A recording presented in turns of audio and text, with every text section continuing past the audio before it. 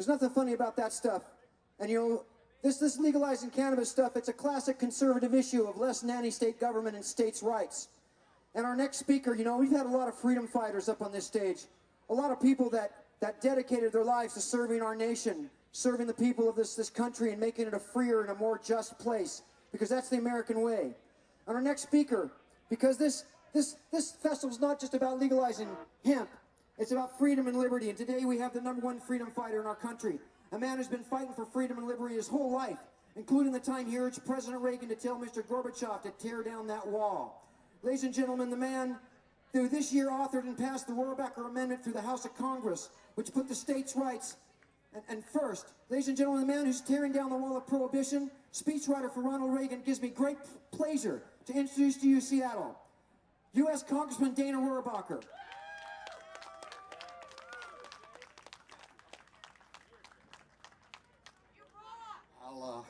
Thank you. I'll move this over here. HR 1523. All right, thank you very much. It's, you know, every time they mention, I was Ronald Reagan's speechwriter for 7 years, and during that time period, Ronald Reagan was told when we got to the right moment when we could have peace and eliminate this enemy of freedom, the communists that were in control of a large portion of the planet, all of Reagan's senior people told him, don't say tear down the wall. You're going to go to Berlin. Don't mention it. And a bunch of us actually smuggled the speech to him that he used in that speech in Berlin. And let me tell you, I'm very proud of the role that I played in defeating communism, but I am very proud of the role that I am playing now to get the government off your backs and to make sure that people are free to run their personal lives the way they were supposed to, where our founding fathers had in mind. You know, I'm going to ask a couple questions of you, and if you agree with me, you might go along with what I'm saying on this. And that is, at this point, the federal government is paying farmers not to grow crops, all right? That's stupid. And it's especially stupid if those farmers could be growing hemp and they wouldn't have to have a federal subsidy. That's really stupid to be giving them money at that point. And you know what's really stupid also? Borrowing money. Every third dollar we spend in Washington is borrowed. What's really stupid is borrowing money from China in order to subsidize farmers who could be earning an honest living growing hemp. So that's #1. Is that really stupid? It's really stupid. Putting someone in jail for smoking a weed is stupid. Now, spending limited law enforcement dollars. Today we have very limited dollars we can put into our courts, into our jails, into our prisons. Spending the time of our police and our judges and our jails on people for smoking a weed is really, really stupid. And let me say that borrowing the money from China in order to take our limited time of our police and our judges and our prisons in order to put our own people in jail is really, really stupid. And arresting someone for smoking a weed at a time when basically a lot of people who are advocating this are claiming it's to help that person. And all we're doing, of course, is putting someone in a cage and giving them a criminal record that will follow them for the rest of their life. That is really, really stupid. Okay, having the federal government involved in criminal justice is really stupid. Yeah. The fact is, our founding fathers set up our Constitution, and they were brilliant in that. They said the federal government isn't going to be involved in criminal justice at all, because the federal government should be just defending the nation and doing those things that count for the whole, for a nation as a whole. But criminal justice and education and other issues were supposed to be left for the states. Having the federal government come in and say that we're going to arrest someone for smoking a weed is stupid.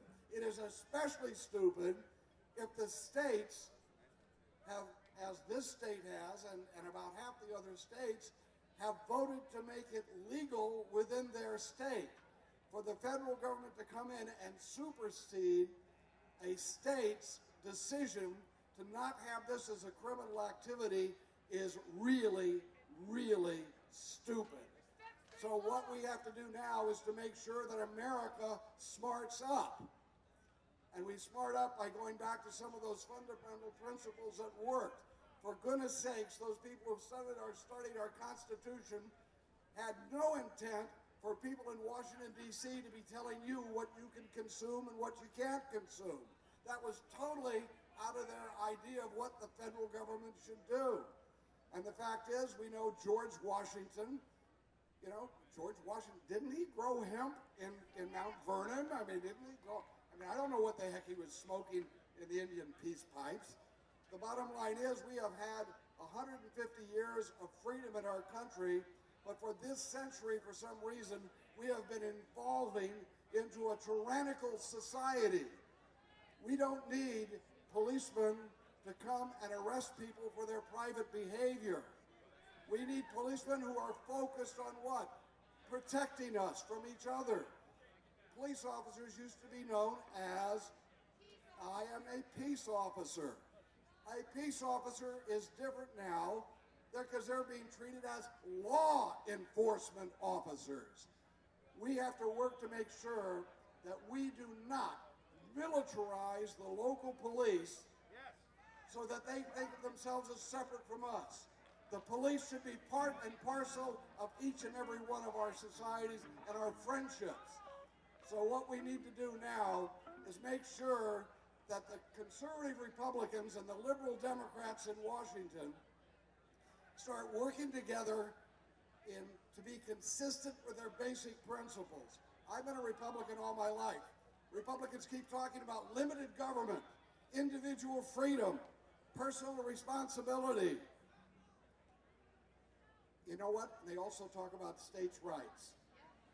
And we have just won, for the first time, the first loosening of federal controls on marijuana was based on holding their feet to the fire and saying, do you believe in states' rights? Do you believe that local people have a right to set their own laws? And we got, by putting it down to them, challenging them on that issue, we had 50 solid Republicans, and we joined with the Democrats, and for the first time, we have reaffirmed that if a state legalizes medical marijuana, the federal government shall not interfere with that state or the people in their state. Yes! All right. Now it's up to us. It's up to us to be active.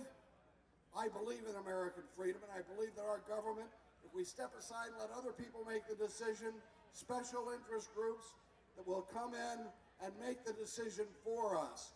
It's up to us on this issue, making sure that people have the right to consume medical marijuana if that's what their choice is, and that's the choice of the people of their states. We have to fight that through until, like the Berlin Wall, that wall comes down.